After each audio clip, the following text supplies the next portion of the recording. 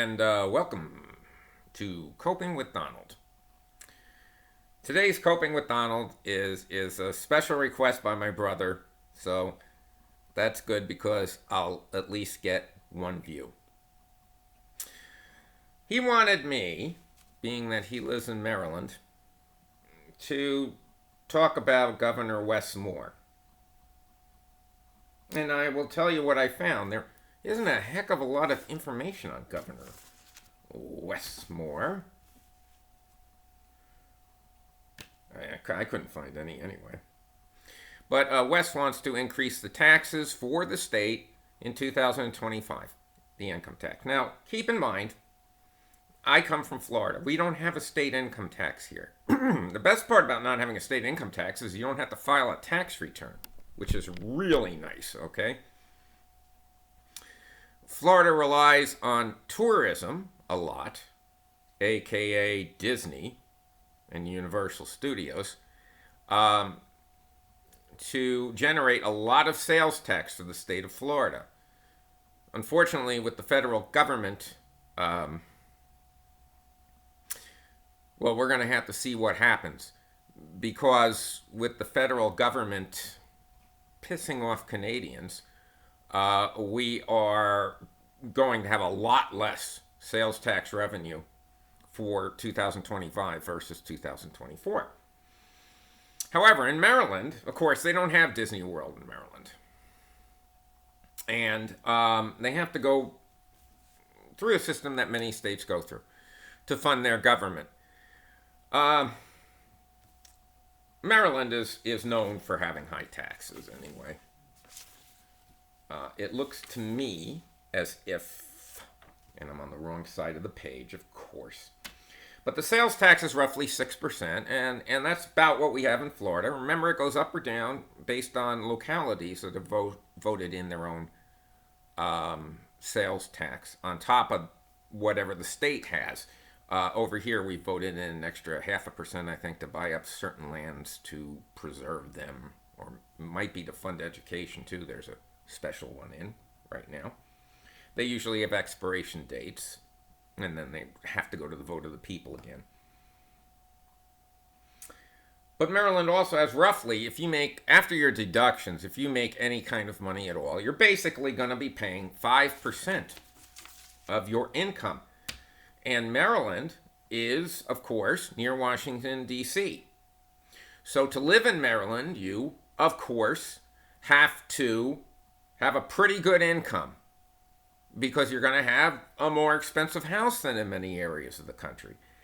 And so 5% of an income tax, in addition to your home's property taxes, and in addition to the sales tax, can be pretty hefty. But Wes Moore, it's not his last name, his first name is Wes. Governor Moore wants to increase the state income tax. And first of all, I'm going to bring up something that's a bit of a sad note for me, because I watched an interview of him after he was elected, and he talked about a few things. Apparently, they had a state budget surplus when he was elected a few years ago. And now they're facing a shortfall of $3 billion for the next fiscal year. He wants to make up $600 million of that through higher taxes. And it's so funny, because when you hear the higher taxes, you think, well, that's got to add up to more than $600 million, but apparently it doesn't. Under his plan, supposedly 60% of the people in Maryland are going to see a tax cut. Probably mostly because they are going to double standard deductions. And a lot of the less affluent people in Maryland probably don't have itemized deductions, which are going to be eliminated. 22% are expected to have basically no change. That leaves 18% of the people to shoulder the higher taxes of $600 million revenue, plus whatever is saved for the 60% who are getting a tax cut. I don't know if my brother's in there or not. If he is, I'm happy for you, bro. I know I wouldn't be in that group, but that's okay. I love you, bro. The higher, it's going to be higher for people making over $500,000 a year and then people making over $1,000,000 a year. Again, keep in mind the high Maryland costs just to live. I'm being sympathetic here. They expect taxes to go up on things like sports betting, online, table games, and marijuana, which we call cannabis now so we can get rid of the stigma of marijuana. But anyway, those taxes will probably be paid very much so by less affluent people, because people that are pretty affluent, they don't gamble as much as people trying to hit the big time who are less influent. Have less financial backing. But they're going to have if you make over $35,000 a year, you're probably getting hurt by no itemized deductions. Plus, there is going to be a 1% surcharge on your capital gains. And I would assume that they will already tax capital gains, but if you make over $350,000, you're going to have to pay a 1% surcharge over that. If people make $75,000 to $100,000, they expect a drop of maybe $600 to $700 in your state income taxes. And if you make, where is it? Oh, well, we said that. 40% of the revenue that will be generated, the extra revenue, will be paid by people making,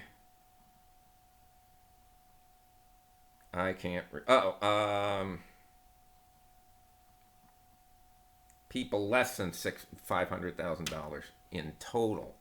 So that means it's going to be pretty bad for the people between $100,000 and $500,000 a year.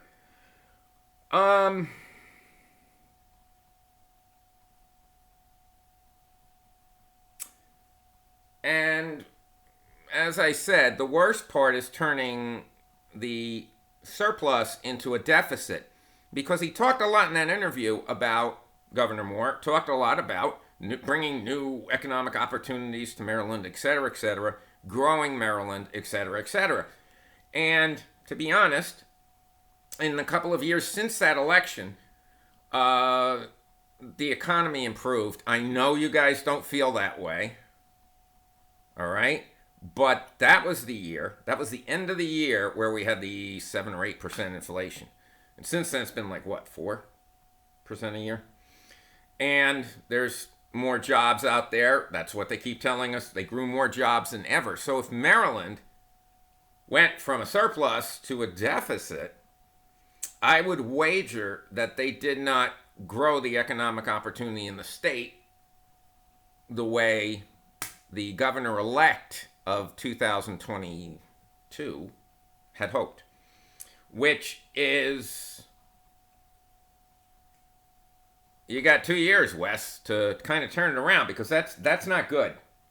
And the worst part is that with Donald Trump slashing funds to states in all sorts of different ways, some of it's through the USAID, some of it is through getting rid of the Department of Education, etc. The states have to make up that money.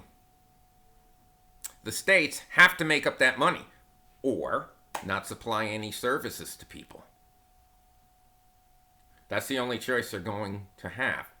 I think that a lot of states that are going, yeah, our federal taxes are going to get cut,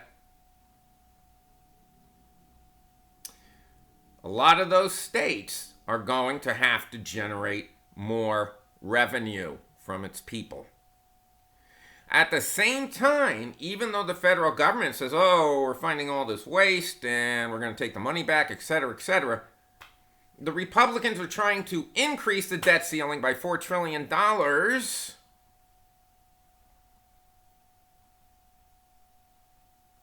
trillion, which indicates that we're not going to be making progress on the budget deficit in Washington, even as we're putting more pressure on the states. That is a worry. That is a concern. And that is definitely a step down for America. I also want to throw in something totally adjacent to this.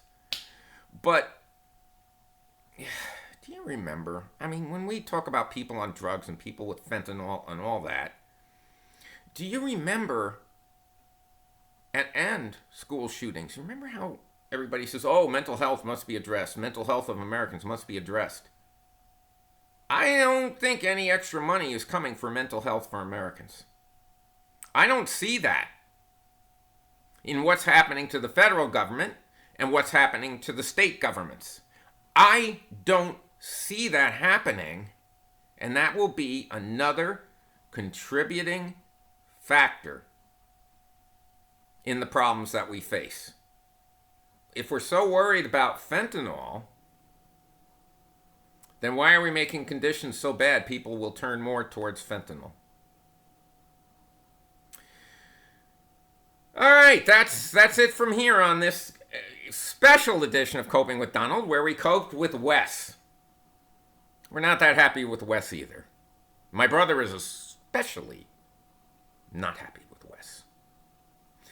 And we're going to come back with another episode soon, and I'll see you then. That one was for you, bro. Okay?